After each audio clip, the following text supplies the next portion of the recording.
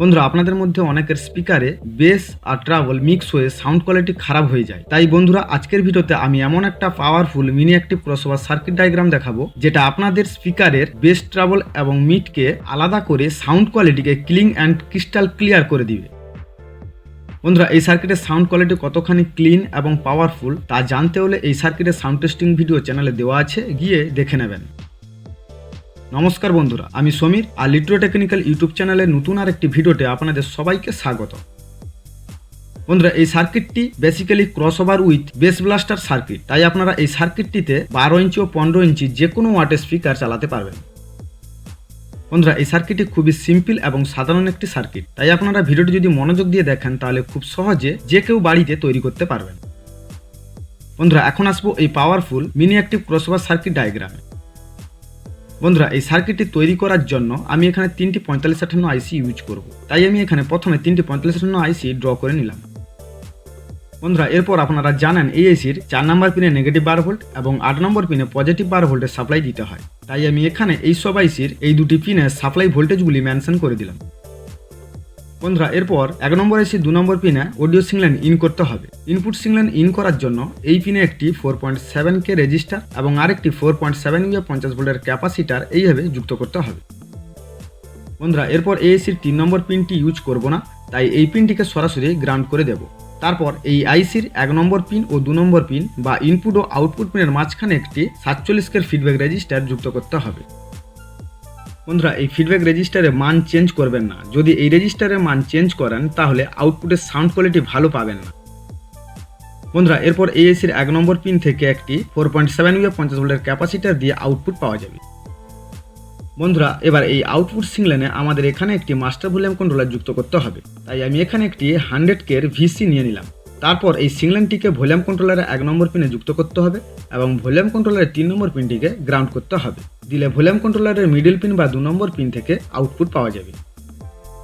বন্ধুরা, এবার এই আউটপুট থেকে সিগন্যাল নিয়ে 3টি বেসের ব্যান্ড এবং আরেকটি বেস ট্রাবল মিডের ক্রসওভার সার্কিট তৈরি করব। বন্ধুরা, এরপর 1 নম্বর ব্যান্ডটি তৈরি করার জন্য আমাদের এখানে একটি 47K ভিসি নিতে হবে। তারপর এই আউটপুট লাইন থেকে একটি 10K রেজিস্টার দিয়ে সিগন্যাল নিয়ে এই ভিসির 1 নম্বর পিনে সিগন্যাল ইন করতে হবে। বন্ধুরা, এরপর ভলিউম কন্ট্রোলারের 2 নম্বর পিন থেকে একটি 10K রেজিস্টারের মাধ্যমে সিগন্যাল নিয়ে এই আইসির 5 নম্বর পিন বা নন ইনভার্টিং ইনপুট পিনে সিগন্যাল ইন করতে হবে।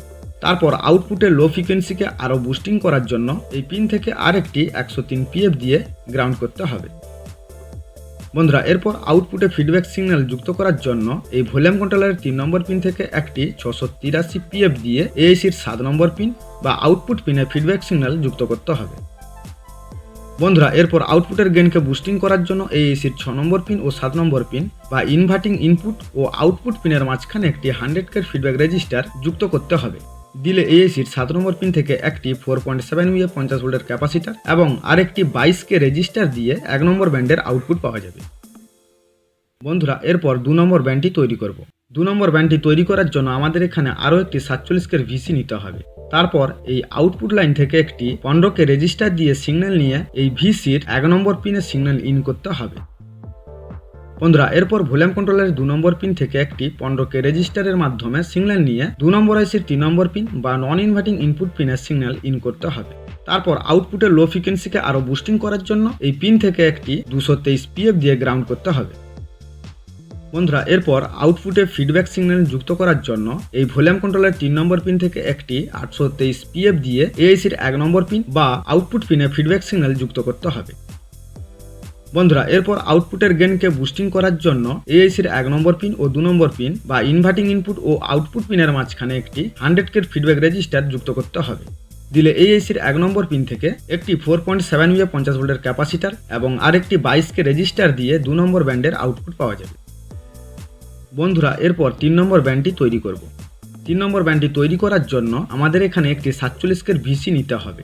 তারপর এই আউটপুট লাইন থেকে একটি 22K রেজিস্টার দিয়ে সিগন্যাল নিয়ে এই ভিসির 1 নম্বর পিনে সিগন্যাল ইন করতে হবে। বন্ধুরা, এরপর ভলিউম কন্ট্রোলারের 2 নম্বর পিন থেকে একটি 22K রেজিস্টারের মাধ্যমে সিগন্যাল নিয়ে এআইসির 5 নম্বর পিন বা নন ইনভার্টিং ইনপুট পিনে সিগন্যাল ইন করতে হবে। তারপর আউটপুটের লো ফ্রিকোয়েন্সিকে আরও বুস্টিং করার জন্য এই পিনে আরও একটি 333 PF দিয়ে গ্রাউন্ড করতে হবে। বন্ধুরা এরপর আউটপুটে ফিডব্যাক সিগন্যাল যুক্ত করার জন্য এই ভলিউম কন্ট্রোলারের 3 নম্বর পিন থেকে একটি 104 PF দিয়ে AAC-র 7 নম্বর পিন বা আউটপুট পিনে ফিডব্যাক সিগন্যাল যুক্ত করতে হবে।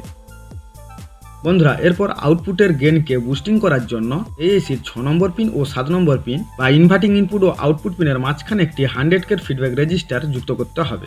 দিলে AAC-র 7 নম্বর পিন থেকে একটি 4.7 V 50 ভোল্টের ক্যাপাসিটর এবং আরেকটি 22K রেজিস্টার দিয়ে 3 নম্বর ব্যান্ডের আউটপুট পাওয়া যাবে। বন্ধুরা পুরো সার্কিটটি তৈরি করতে গেলে ভিডিওটি অনেক লম্বা হয়ে যাবে এবং যেসব বন্ধুরা নতুন কাজ শিখছেন তাদের পুরো সার্কিটটি বুঝতে অসুবিধা হবে, তাই সেই সব নতুন বন্ধুদের বোঝার সুবিধার জন্য নেক্সট পার্টের ভিডিওতে বাকি সার্কিট তৈরি করে তার ফুল কানেকশন করে দেখাবো। বন্ধুরা আশা করি পুরো সার্কিটটি আপনারা খুব ভালোভাবে বুঝতে পেরেছেন। আর যদি বুঝতে না পারেন বা কোনো রকম সমস্যা থাকে তাহলে আপনারা অবশ্যই কমেন্ট করে জানাবেন এবং ভিডিওটি যদি আপনাদের ভালো লাগে তাহলে অবশ্যই ভিডিওটিকে বন্ধুদের মধ্যে শেয়ার করে দেবেন। বন্ধুরা ভিডিওটি যদি আপনাদের কাছে তথ্যমূলক বা মূল্যবান বলে মনে হয় তাহলে ভিডিওটিতে একটা লাইক করে দিন এবং চ্যানেলে যদি কেউ নতুন হয়ে থাকেন তাহলে চ্যানেলটিকে সাবস্ক্রাইব করে নোটিফিকেশন অন করে রাখুন সবার আগে ভিডিও পাওয়ার জন্য। বন্ধুরা ভিডিওটি মনোযোগ দিয়ে প্রথম থেকে শেষ পর্যন্ত দেখার জন্য আপনাদের অসংখ্য ধন্যবাদ। দেখা হবে সেকেন্ড পার্টের ভিডিওতে।